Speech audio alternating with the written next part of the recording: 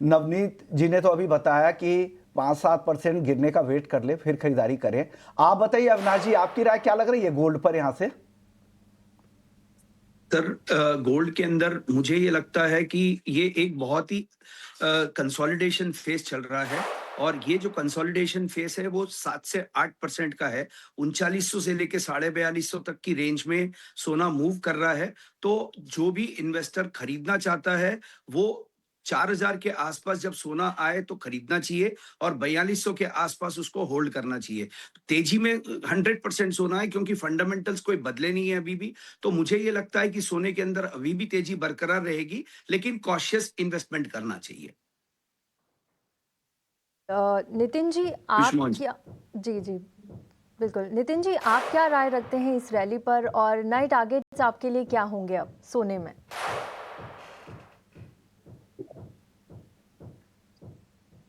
नितिन जी, मुझसे पूछा आपसे आपने? सवाल था। तृप्ति जानना चाह रही कि आपके नए टारगेट क्या है गोल्ड के?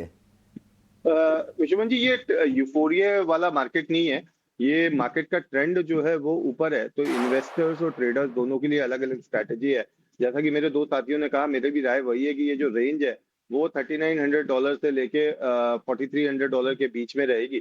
तो जो इन्वेस्टर्स हैं वो हर 50 की डिप के पे बाय कर सकते हैं।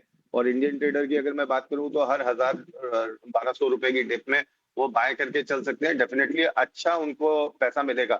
और जो ट्रेडर्स हैं वो क्या कर सकते हैं, आज ऑप्शंस के नए कॉन्ट्रैक्ट खुल जाएंगे तो वो 1,20,000 1,21,000 की पुट्स को सेल करके चल सकते हैं। अगर मार्केट वहां पे आता है तो फिर वहां से वो फ्यूचर को लॉन्ग कर सकते हैं।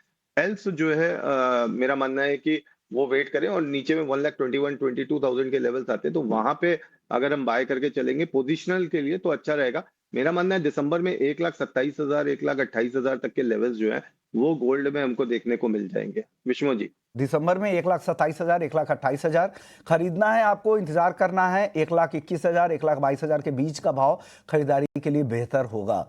आप चांदी की बात कर लेते हैं। चांदी के फंडामेंटल्स तो काफी स्ट्रांग कहे जा रहे थे, लेकिन करेक्शन भी उसके बाद से आया और वापस से अब रिकवरी दिख रही है चांदी में। सर आगे क्या हो सकता है नवनीत जी? चांदी के कुछ नए टारगेट्स आप लोग दे रहे हैं क्या? वेल, हम हमारे पिछले टारगेट को ही स्टिक कर रहे हैं विश्वमोहन जी, और हमें लगता है कि 2 लाख फर्स्ट टारगेट और 2,30,000 सेकंड टारगेट है, और ये बहुत जल्द आएगा। बट उससे पहले मुझे लगता है कि वोलेटिलिटी अभी तक खत्म नहीं हुई है, आपको अपॉर्चुनिटी मिलती रहेगी।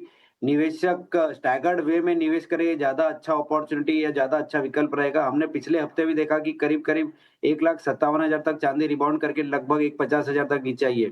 तो स्टैगर्ड वे का इन्वेस्टमेंट अगर कोई करता है और हर 2-2,500 पॉइंट नीचे में अपनी पोजीशन 25% करके ऐड करता है, तो इसको एवरेज आउट करने का भी मौका मिलेगा, और एक बड़ा मोमेंटम अपसाइड का भी प्ले करने के लिए अगले 1 से 2 साल की अवधि में मिल जाएगा।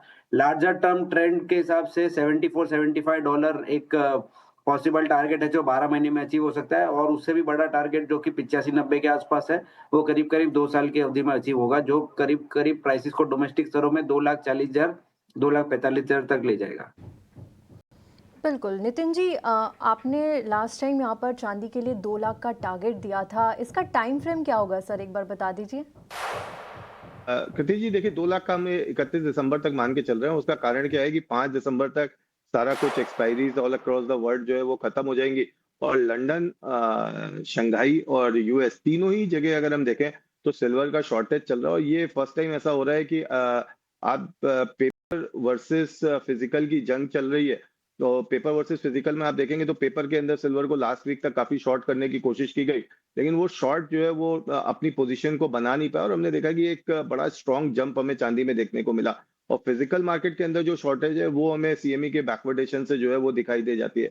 तो 5 दिसंबर के बाद जिस तरह से सिल्वर की जो डिमांड है वो निकल के आएगी, या जो बायर्स है वो जिस समय डिलीवरी की डिमांड करना शुरू करेंगे, तो मेरा मानना है कि सिल्वर में शायद हम वीकली जो है 10 से 12% के रिटर्न्स आते हुए देखें। और दिसंबर के अंदर एक यूफोरिया या जिसको हम कहें एक पैराबोलिक एक स्टेज हमें सिल्वर में देखने को मिल सकता है। तो हम अभी भी इंटैक्ट हैं कि ये जो सिल्वर है ये 2 लाख तक का टारगेट जो है वो अचीव कर सकती है। और इसीलिए आज जब नए कॉन्ट्रैक्ट खुल जाएंगे तो हम 2 लाख के आसपास की स्ट्राइक को भी देखेंगे कि उसके कॉल ऑप्शन के क्या प्रीमियम चल रहा है, तो वो मैं खरीदने की भी कोशिश करूंगा। कृति जी। बिल्कुल, तो यहाँ पर आप दिसंबर तक 31 दिसंबर की टाइम फ्रेम में देख रहे हैं कि 2 लाख तक के टारगेट्स यहाँ पर आगे नज़र आ सकते हैं। अविनाश जी, आप नितिन जी की बात से कितना इत्तेफाक रखते हैं? क्या आपको भी लगता है कि इतने बड़े टारगेट्स दिसंबर तक नज़र आ सकते हैं? आपकी टाइम फ्रेम क्या है? मैं ये नहीं बोल पाऊंगा कि 31 दिसंबर को 2 लाख आएगा या नहीं आएगा, लेकिन 110% मैं तेजी में हूं, क्योंकि उसके फंडामेंटल्स और जो सप्लाई स्क्वीज है वो बहुत ही इंपॉर्टेंट फैक्टर्स हैं। हमने दिवाली के आसपास फिजिकल में 2 लाख के आसपास देखा था भाव, क्योंकि सप्लाई स्क्वीज बहुत बड़ा सब्जेक्ट है। और नितिन जी की बात से वो मैं इत्तेफाक रखता हूं। फिजिकल के अंदर प्राइस 2 लाख पहुंचने में कोई ऐसे नहीं है कि नहीं पहुंच पाएगा, ऐसे मैं नहीं बोल पाऊंगा, but definitely I will not go with that target. मैं 1,80,000 के आसपास का टारगेट लेके चलता हूं 31 दिसंबर तक। आपके टारगेट अलग है, हालांकि टाइम फ्रेम किसी भी सिक्योरिटीज़ को लेकर बिल्कुल टाइम करना कि इस समय में ये भाव हो जाएगा, थोड़ा मुश्किल, चैलेंजेस तो होता ही है। लेकिन चलिए, मार्केट की सबकी अपनी रीडिंग होती है।